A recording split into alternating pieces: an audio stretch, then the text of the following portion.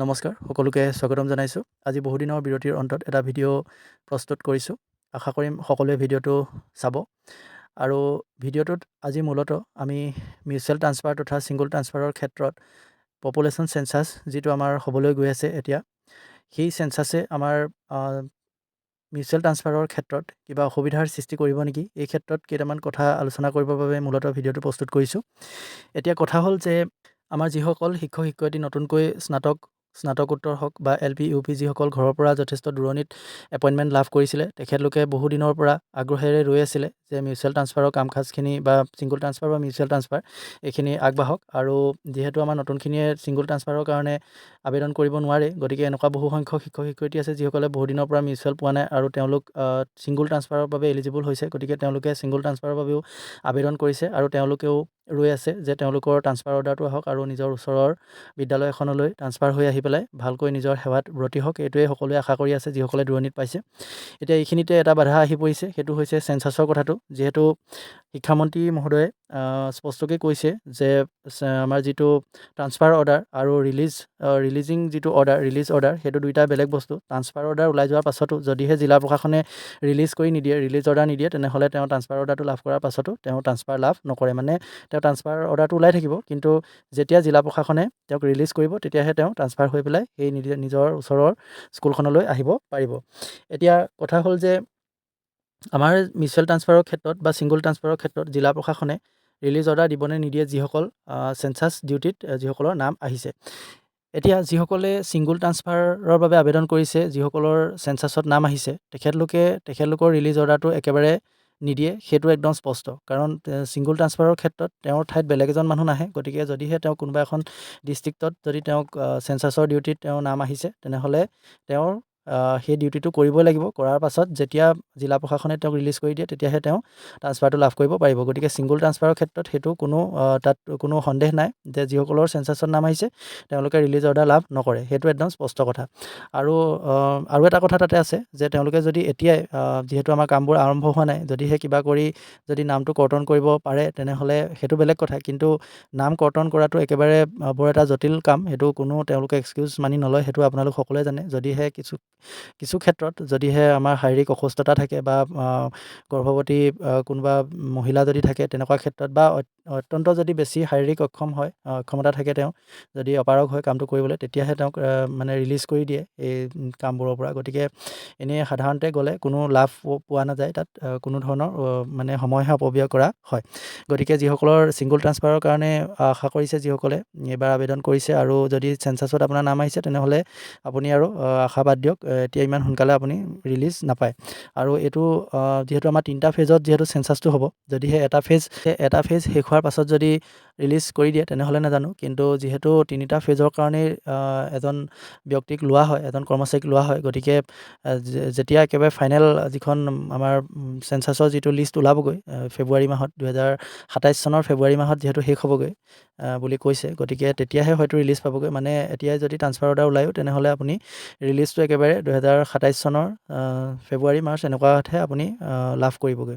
তাৰমানে এইটো যিটো একাডেমিক ছেশ্যন আছে, এই ছেশ্যনটো আমি শেষ কৰিহে যিসকলে ছিংগুল ট্ৰান্সফাৰ পাব তেওঁলোকে ৰিলিজ অৰ্ডাৰ লাভ কৰিব।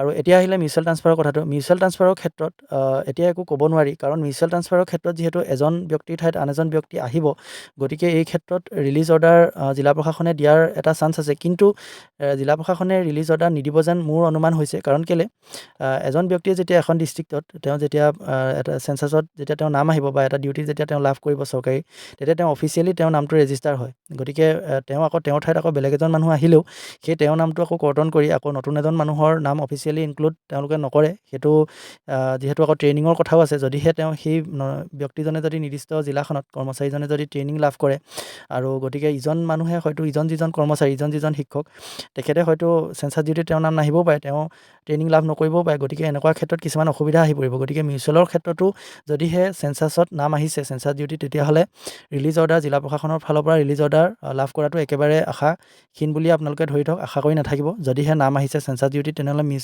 মিউচুৱেল ট্ৰেন্সফাৰৰ ক্ষেত্ৰতো ই কিন্তু অসুবিধাৰ সৃষ্টি কৰিব।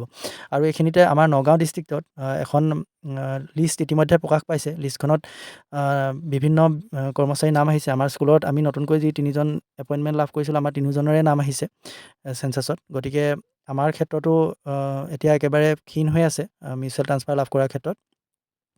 আৰু যিহেতু নগাঁৱত এতিয়ালৈকে ট্ৰেইনিং দিয়া নাই আৰু অফিচিয়েলি কোনো পাৰ্চনেল লেটাৰ এতিয়ালৈকে অহা নাই, মানে লিষ্ট এখন লাভ কৰিছোঁ। লিষ্টখন তেনেকৈ অফিচিয়েলি পাব্লিছ কৰা নাই, কিন্তু লিষ্ট এখন গ্ৰুপত লাভ কৰিছিলোঁ এক্সেলত। আৰু সেই লিষ্টখন মানে হয়তো তেওঁলোকে বনাই আছিলে, বনাই থাকোঁতেই কেনেবাকৈ লিষ্টখন লিক হৈছে চাগে, কিন্তু অফিচিয়েল নহয় এখন, কোনো তাত কাৰো ছিগনেচাৰ নাই। কিন্তু লিষ্টখন বনাই থকা মানে লিষ্টখন তাত কোনো ফল্চ নহয়, লিষ্টখন শুদ্ধই হয়।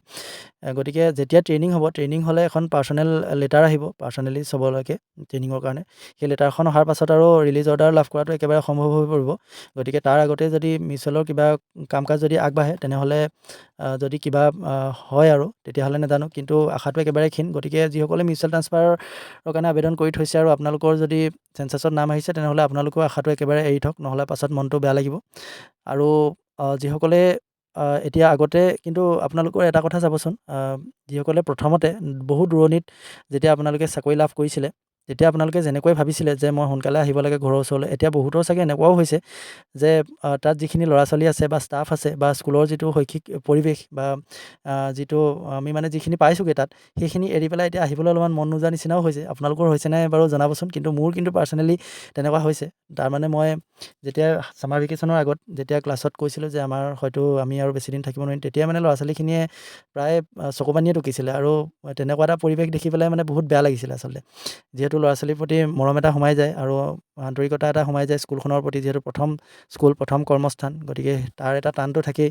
আৰু প্ৰথম কৰ্মস্থলীখনৰ নিচিনা কেতিয়াও হ'ব নোৱাৰে। আৰু যদিও ওচৰলৈ আহিম, মনত এটা শংকাও থাকে যে এতিয়া যিখন বিদ্যালয়ত গৈ পেলাই যিটো গুৰুত্ব লাভ কৰিছোঁ বা যিটো স্থান এতিয়া লাভ কৰিবলৈ সক্ষম হৈছোঁ, সেইটো আহি পেলাই আকৌ নতুন স্কুলখনত লাভ কৰিম নে নকৰিম, তেনেকুৱাও এটা চিন্তা থাকে। তথাপিতো যিয়ে নহওক, আমি আমাৰ ঘৰুৱা সুবিধাৰ বাবে বা আমাৰ যিহেতু পৰিয়ালো আছে, গতিকে সদায় দূৰণিত কাম কৰি থকাটো যথেষ্ট অসুবিধা হয়। এইটো আহিবই লাগিব, অলপ দিন মনটো বেয়া লাগিবই, কিন্তু হ'লেও যিটো মানসিক অৱস্থা এতিয়া আপোনালোকৰ চাগে বহুতৰ এতিয়াও নোহোৱা নহয়, কাৰণ য'ত অংশগ্ৰহণ কৰিছেগৈ, য'ত এতিয়া চাকৰি কৰি আছে, তাৰ প্ৰতি এটা টান আমাৰ সোমাই যায় কৰ্মস্থলীখনৰ প্ৰতি।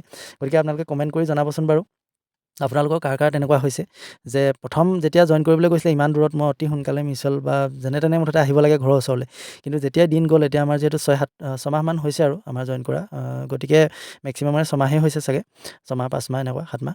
গতিকে আপোনালোকৰ চাগে এতিয়া অকণমান মনটো বেয়া লাগিছে ল'ৰা ছোৱালীখিনিক এৰি আহিবৰ কাৰণে বা স্কুলৰ ষ্টাফটোক এৰি আহিবৰ কাৰণে। গতিকে কাৰ কাৰ তেনেকুৱা হৈছে বাৰু জনাবচোন। অৱশ্যে সকলোৰে ক্ষেত্ৰত সেইটো নহয়, বিভিন্নজনৰ হ'বও পাৰে। গতিকে কমেণ্ট কৰি জনাব। আৰু আজি এইটোৱে আছিলে ভিডিঅ'টো, ছিংগুল ট্ৰান্সফাৰ আৰু মিউচুৱেল ট্ৰান্সফাৰৰ ক্ষেত্ৰত চেঞ্চাছে কিবা প্ৰভাৱ পেলাব নেকি, এই ক্ষেত্ৰতে এটা ভিডিঅ' প্ৰস্তুত কৰিছিলোঁ। আৰু আপোনালোকেও এইখিনি কথা নিশ্চয় অনুমান কৰিব পাৰিছে। তথাপিতো মই ভাবিলোঁ যিহেতু বহুত দিন ভিডিঅ' দিয়া নাই, গতিকে এই বিষয়টোকে লৈ এটা ভিডিঅ' প্ৰস্তুত কৰিলোঁ। গতিকে আপোনালোকে কমেণ্ট কৰিব, আগৰ যিসকল মোৰ পুৰণা ভিউৱাৰ্ছ আছে তেওঁলোকে যদি ভিডিঅ'টো চাইছে, তেনেহ'লে কমেণ্ট কৰি জনাব আপোনালোকৰ খবৰ খাতি কেনেকুৱা। আৰু ময়ো বিভিন্ন বিষয়ত নিয়মীয়াকৈ ভিডিঅ' প্ৰস্তুত কৰি যাবলৈ চেষ্টা কৰিম।